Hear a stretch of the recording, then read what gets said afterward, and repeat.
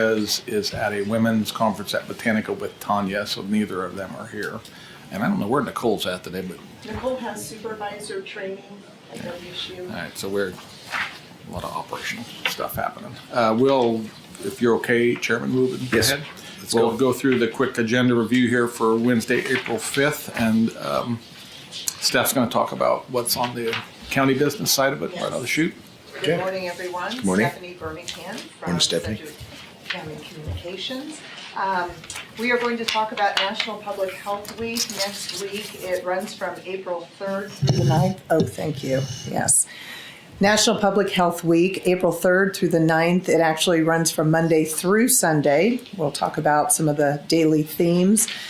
Veterans Benefits Resource Fair is Saturday, April 15th at Towney Square. We'll be talking about what they have to offer there. The April Burn Ban, reminding folks no open burning, very timely, especially with the wind today. And then we'll have a staff good news item. And that's it. Okay. I think the good news items are nice to share. Yeah, I think they're good for all of us. So, anyway, thanks, Stephanie. you bet. On the, as we get into the agenda after the consideration amendments and public comment, we have two proclamations. One is National Public Safety Telecommunicators Week proclamation and the annual Child Abuse Awareness Month proclamation right out of the chute. We have a series of appointments and resignations on items F through I. And on new business, we had Dr. Brantley's coming in. We had delayed her from the last meeting, and she is coming in to give her quarterly update on Extension Center activities and report. We have a zone change request in District 5. I know you've all been briefed on by Scott and his team, but it's a move from rural residential district to general commercial. So that'll be the item K. And then Board of Bids and Contracts, and there are a number of items. I think Joe told me there was 9 items on Board of Bids and Contracts, so that'll take a little bit there. On consent, we have, there's 2 easement matters, item M and N. One of them is, the second item N is a easement along Webb Road between 79th and 87th. It is a 3-way partnership between the county, the developer, and City of Derby. Our cost on that acquisition is about $20,000. So that'll be, that's on consent. Item N. Item O is a memorandum of agreement, and this impacts all of you because it's changing your parking down in the parking lot. This is an MOU between the county and PGR Properties. It's an amendment. We're actually acquiring a few more parking places so that the deputies of the row offices can have space on the surface lot. And it will move all commission parking. I don't know if you're familiar with where Commissioner Meitzner parks, but you will all line up 5 in a row in the deal. That's this memorandum. Our total cost on the acquisition of new parking for the row office deputies about $160 a month, and this is coming out of ARPA funding.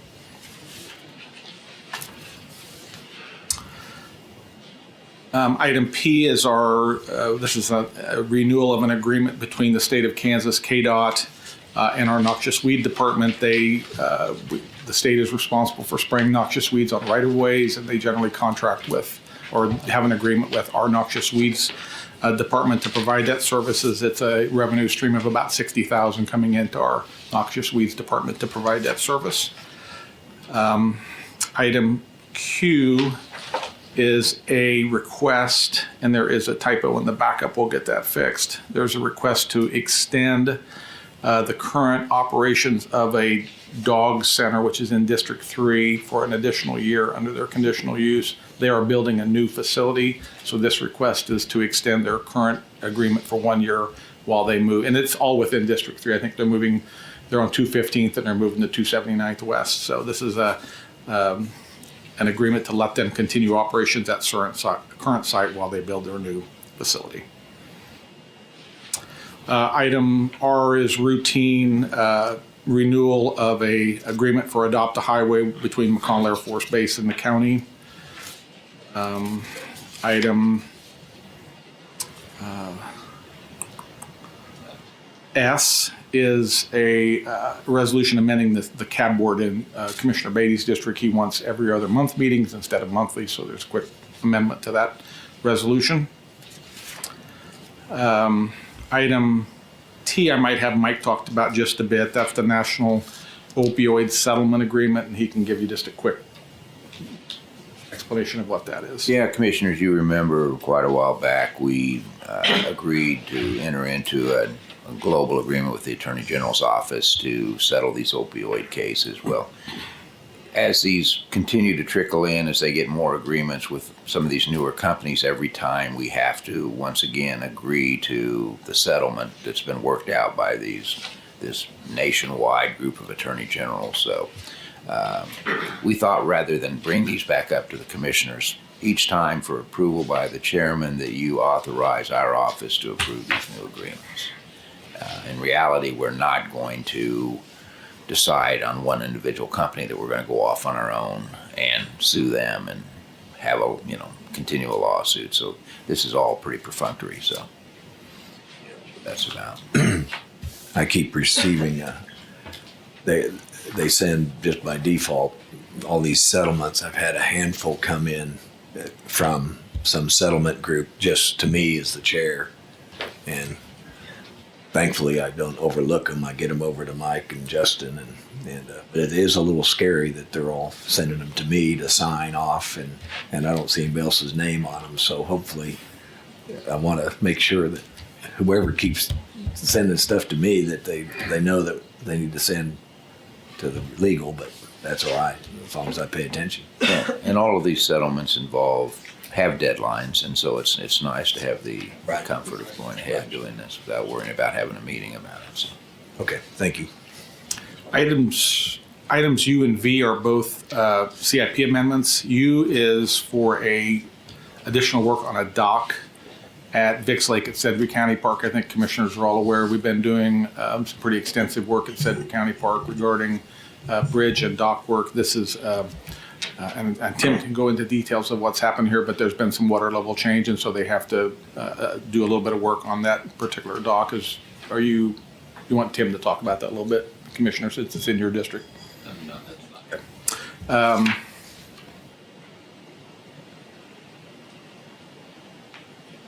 Item V is our favorite CIP program. It's the bell going into the courthouse, and it's like all construction jobs happening since COVID, the price has gone up, so we're amending to put sufficient funding in to get that done. And then items W, X, and Y are all destruction of records items. And on all of these items, this is a three-way review of the records. There is no matter what records you're destroying, there's always a custodian for records within that work area. Lindsay takes a look at it from a financial perspective, and then the manager of genealogy and special collections at the Wichita Public Library, who is Michelle Enke, also takes a look so that they're getting their eyes on all of these records destruction requests to make sure it's proper and that it gets done. Item W is the elections office, so that custodian is Don Harris, who's the deputy election commissioner. Item X is for facilities maintenance records, and that custodian is Andrew Diltz. And item Y is health department records, and that custodian is Adrian, who's the director. Yes, sir. So, curiously, on the election records going back to 16, so we have 2 presidential elections and a gubernatorial election being destroyed at one time.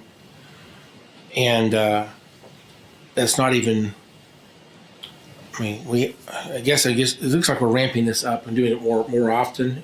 So it looks like we have records going back to 16. So why are we doing so much at one time and going to such is there some challenge of space or something that's causing this to be? No, I think, and I'd have to have Dawn or Laura come in and talk about this, but I think this is just a routine destruction that occurs sequentially unless Mike's reading that any different way. I think some of these election records, I'll have to get Kevin Stamper in our office, maybe, and I know we have a staff meeting Tuesday dealing with the elections office, but I'm pretty sure there are some statutes that detail when we have to destroy these records, and I think all we're doing in this case is following statute.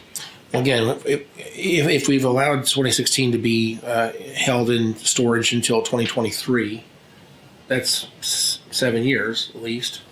2020 is just 3 years ago. Surely that doesn't have to be destroyed yet. I see your question. Let me let the commissioner know that you're going to be asking about that on Tuesday, and then we'll have Stamper there too, and we'll talk about this. I'll just say politically, there's still a lot of debate out there about the 2020 general election, presidential election. I just think if you destroy the records, I guess we move on. But I think that to the extent the conversation is legitimate, I hate to, just be quick about destroying these records. It eliminates any options for discussion, I guess. Let's have the commissioner talk about it Tuesday with legal. If you're still uncomfortable with it, we can always pull this off the agenda on Wednesday, and you can defer it. All right, thanks.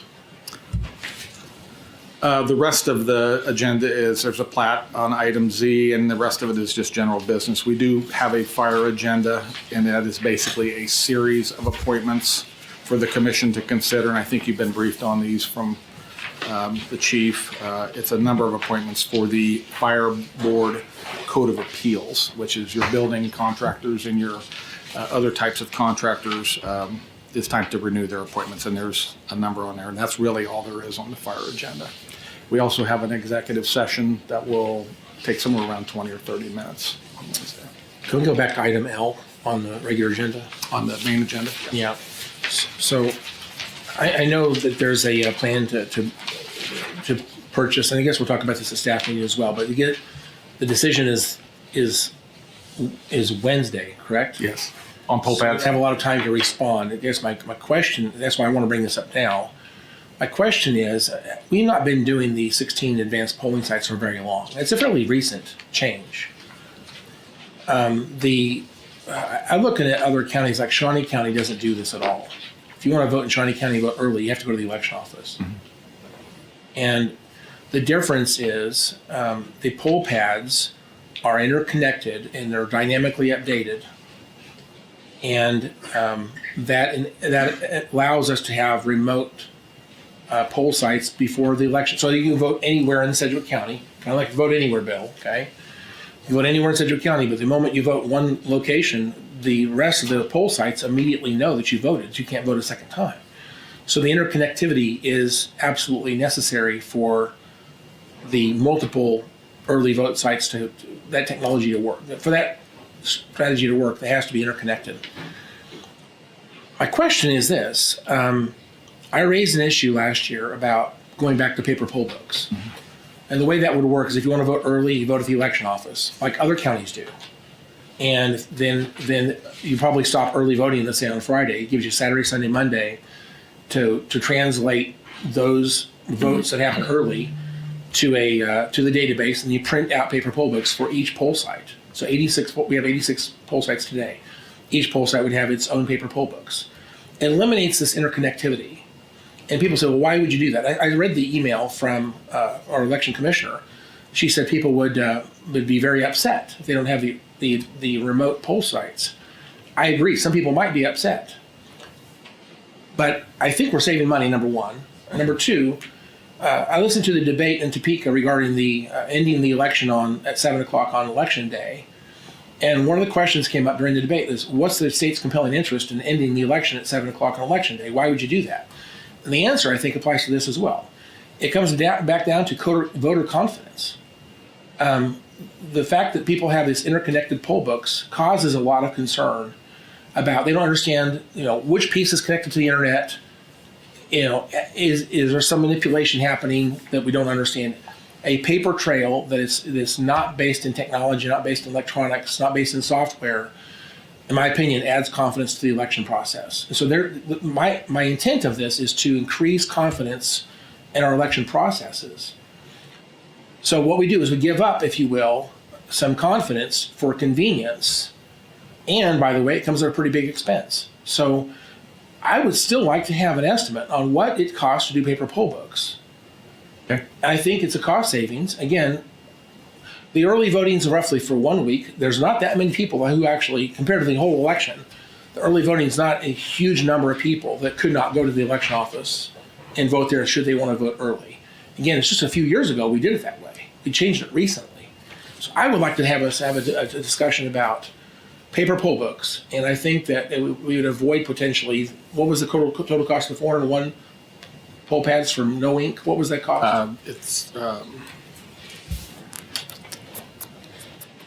I want to say 100,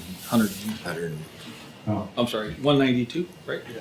192, We're 480. talking $56,000 for maintenance each year, Yep. right? So over a 5-year period, again, this is only good for 5 years. So over a 5-year period, you add the 192 to start out plus 56 for each year after that for 4 years. That's $200,000 on top of that. So it's $400,000 for every 5 years to continue the poll pads. And the only reason we have to have the electronic poll pads is really the 16 early advance vote sites. Otherwise, paper poll books work totally fine. So I just want to throw this out there and say, so we're going to spend $400,000 so that a certain number of people can vote in remote sites. I don't know that that's the best choice. I'd like to have a discussion. Thank you. Thank you. Commissioner, I've got a couple concerns. As if you start out and we have paper poll books during early voting, and it's only at the election site, that information has to be transcribed manually. I don't see any other way of doing it. Correct. Into paper poll books for all of the 86 sites that we've got across the country. So doing that manual, especially when you're under pressure, because we're doing early voting up until fairly close to the time we're doing the regular voting, I think we're going to induce errors into the system. I think people are going to show up and they're going to have an opportunity because we missed that they were on the early poll book and they could possibly vote twice. I think that there's going to be questions asked, hey, is there a chance they can end up voting twice as a result of this? And possibly it could go the other way. They put it on the wrong line and you show up the next time and you want to vote and say, no, you've already voted. And you know that you haven't already voted. So I'm really worried about the short suspense we've got between them and trying to do this manually. I don't know. May I respond? Yes. So again, let me reiterate one point that I made. Currently, we vote at the 16 sites through Saturday, today, the way we currently do it, and then on Monday at the election office till noon. I would think you need to suspend voting on, again, I think it's on Friday. We can go back and look at our history to give you Saturday, Sunday, and Monday to update the voter rolls and then print out the new poll books for the 86 poll sites. I believe that's the way it was done before. So early voting wasn't till Monday at noon. Early voting ended, say, on Friday, or anyway, earlier than it does today. And again, we go up till through Saturday at the remote sites and through Monday at noon, which is really close to the election. And the reason we can do that today is because it's all done dynamically on an interconnected poll book system. When you go to a paper poll book, you've got to back that date up a little bit to give them time. Bear in mind, we did this for all the years until just a couple of years ago. This is the way we've always done the elections until recently.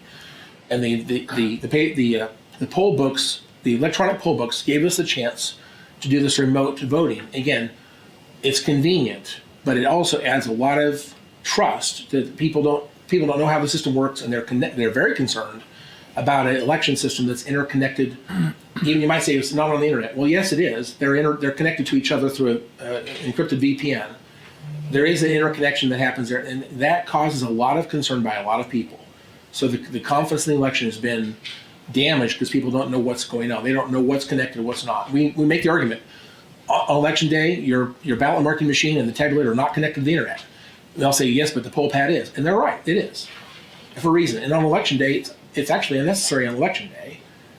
But we still use that same system on election day. And really, what the driving factor is to do the remote voting for 16 sites before election day, a week before the election. It necessitates this interconnectivity and dynamically updated. I don't know that it's worth that. I think, again, if people want to vote early, we give them a chance to vote early at the election office. I think of the money we would save. Well, we can discuss it Tuesday, and Sure. and then we can vote. One more Sure. concern. I've been a strong proponent of vote anywhere. And the only way that vote anywhere works is with poll pads. So if we ever are able to incorporate vote anywhere, then suddenly we're not going to be able to do it because we don't have poll pads to do it. So I think it's imperative that we keep them. Thank you. Let me just give the history of poll pads. We talked about this a year ago too. Angela had, the previous election commissioner had brought that forward. There was a lot of action legislatively discussing about elections, so we tabled it. So we brought this back to the agenda at the request of the election commissioner. And time is a little bit of the essence, because if we don't order these poll pads, we can't get them operational by the primary, which is what she would like to do. So I appreciate your comment, Commissioner Howell. You haven't had a lot of time to look at it, but this is what's pushing the time limit on, is if we don't get them ordered, we won't get them in time. I think we can have a public discussion, a much more public discussion about this at staff on Tuesday. And then ultimately it needs to be in the public arena at the BOCC meeting. And ultimately we need to hear from the election commissioner and her deputy on what their marching orders maybe are from Secretary of State. And I think this is a great public discussion, but it should be had in the public. Well, again, this is frustrating because I brought this up a year ago, and again, the discussion didn't go anywhere. I have the same concern I had a year ago. Now we're down to the moment where we have to buy these things, or we're out of time. So we're being pushed by the calendar to do this. And I think we should have had a different discussion over the last year. We shouldn't be at this point that says we're going to just continue doing what we've done before because we're not going to take time to discuss another way to do it. So it's frustrating to me. I'm sure this is going to pass. We have no other choices at this point, so I'm sure it'll pass. But let me just register my complaint once again. We should have talked about this over the last year. This is not a new topic for me, at least. Thanks. Okay, That's all we had. what else we have? Anybody got any other announcements? Well, I'm participating this afternoon in the NWBA, and which is they've recruited me to be a participant. So I will be participating in the National Wheelchair Basketball Association tournament, which goes on today. I have no idea. I was quite a basketball player in my day, but I'm not sure how good I'll be. I guess these athletes are very talented, and so I expect to be very humbled this afternoon in my participation. But anyway, encourage everybody. Welcome Visit Wichita and everybody for recruiting this national tournament to our region. So, what else we got this weekend? All right, everybody. Weather's changed. Oh, Ryan, did you have something? Okay. All right. Well, thank you, everybody. We'll have a good weekend.